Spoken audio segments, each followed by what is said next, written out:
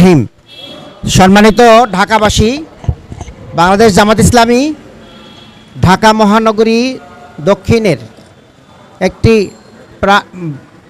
প্রধান একটি শাখা পল্টন থানার উদ্যোগে আয়োজিত এই গণসংযোগে এখানে উপস্থিত আমাদের প্রাণপ্রিয় মুসলিয়ান একরাম, এলাকার বাসিন্দা, সবাইকে আন্তরিক সালাম এবং শুভেচ্ছা। আসসালামু আলাইকুম রহমতুল্লাহ।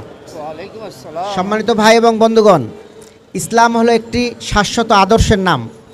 ইসলাম আমাদের নবী করিম সাল্লাল্লাহু আলাইহি সাল্লাম যে আদর্শকে উপস্থাপন করেছিলেন, এইটার পুরাতন হবে না, কিয়ামত পর্যন্ত এটার কার্যক্রম অব্যাহত থাকবে। এই ইসলামকে যারা ধারণ করবে তারাই সমৃদ্ধ হবে, এই ইসলামকে যারা ধারণ করবে তারাই সাফল্যমণ্ডিত হবে।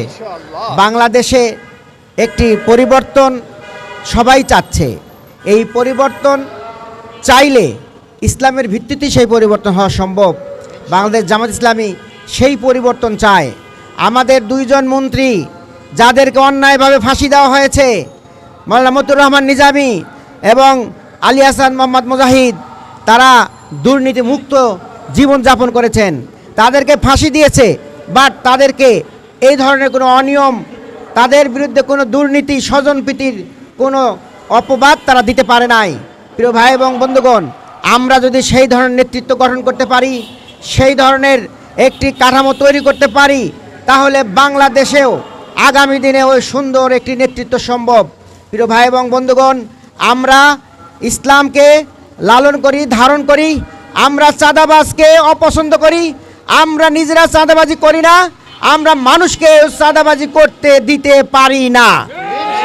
আমরা ব্যবসায়ীদেরকে বলেছি, আপনারা নির্বিঘ্নে ব্যবসা করবেন। আপনারা কোনো ধরনের সমস্যা ফিল করলে আমাদেরকে সংবাদ দিবেন এবং প্রশাসনকে জানাবেন। আমরা সম্মিলিতভাবে আমরা এই ধরনের অনিয়ম, দুর্নীতি, চাঁদাবাজকে প্রতিহত করবে ইনশাআল্লাহ। বাংলাদেশ হবে নতুন বাংলাদেশ, বাংলাদেশ হবে বৈষম্যহীন বাংলাদেশ, বাংলাদেশ হবে উন্নতির বাংলাদেশ।